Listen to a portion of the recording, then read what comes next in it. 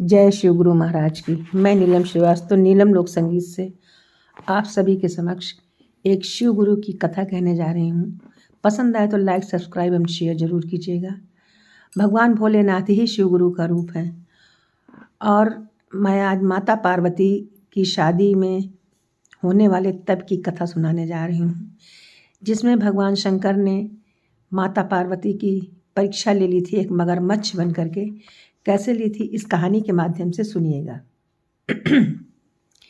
एक बार माता पार्वती भगवान शंकर को पाने के लिए घोर तपस्या कर रही थीं और ये सभी जानते हैं कि माता पार्वती ने अपने तप के बल पे ही शिव को फिर से प्राप्त किया था। तपस्या कर रही थी वो, और भगवान शंकर जो है परीक्षा लेने के लिए सबसे पहले उन्होंने सप्तऋषियों को भेजा कि आप जाइए और उनको मना कर दीजिए कि वो मुझसे विवाह न करें। सप्तऋषि गए और उन्होंने पार्वती को समझाया। बहुत सारे अवगुण जो है शंकर भगवान के उन्होंने गिनाए कि उनसे विवाह मत करो, लेकिन पार्वती अपने हठ पर अड़ी रहीं और उन्होंने संकल्प लिया था कि मैं भगवान शंकर से ही शादी करूंगी। ऋषिगण लौट आए।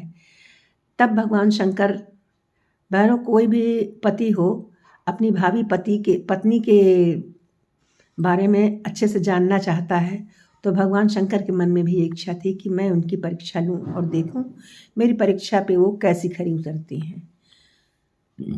उन्होंने परीक्षा लेने का संकल्प लिया। माँ पार्वती घोर तप में लीन थी। उसी समय नदी में एक मगरमच्छ एक बच्चे को खींच रहा था और वो बच्चा जोर जोर से चिल्ला रहा था, मुझे बचाओ मुझे बचाओ, लेकिन मगरमच्छ खींचे जा रहा था। तब पार्वती जी का हृदय तप से हटकर द्रवित हो गया और वे उसके चिल्लाने की आवाज़ उन्होंने सुनी और दौड़कर नदी के तट पर गईं।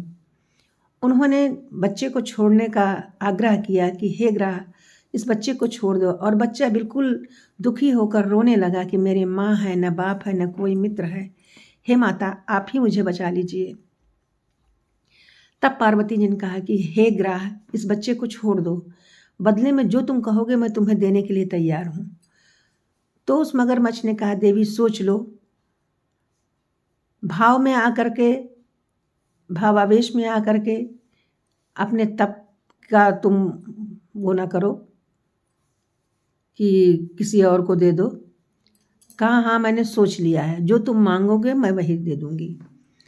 तब उस मगरमच्छ ने कहा कि इतने दिन तुमने जो तपस्या की है, उस तपस्या का जो फल मिलेगा वो तुम मुझे दे दोगी।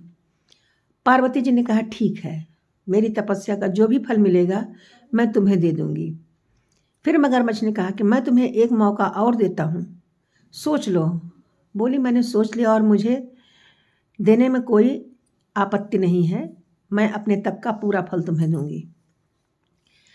तब उस मगरमच्छ का बदन जो है तेज से चमकने लगा और उसने फिर एक बार आग्रह किया कि सोच लो देवी, कहीं ऐसा ना हो कि इस फल को देने के बाद तुम पछताओ। उन्होंने कहा नहीं, मुझे पछताना नहीं, तब तो मैं पुनः कर लूँगी, लेकिन अगर इस बच्चे की जान चली जाएगी तो पुनः वापस नहीं आएगी। मैं तुम्हें अपने तप का फल देती हूँ। और उसी समय वो मगरमच्छ और बालक दोनों अंतर्ध्यान हो गए। पार्वती जी अपने पुनः उसी स्थान पर लौट आई जहाँ से तप कर रही थी। उन्होंने सोचा कि मैंने अपने तप का फल तो उस ग्राह को दे दिया है, अब मैं पुनः तप प्रारंभ करती हूँ।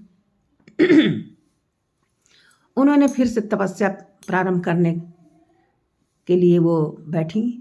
भगवान शंकर प्रकट हो गए और उन्होंने कहा कि अब क्यों तप कर रही हो, तप का फल तो तुम्हें मिल चुका है।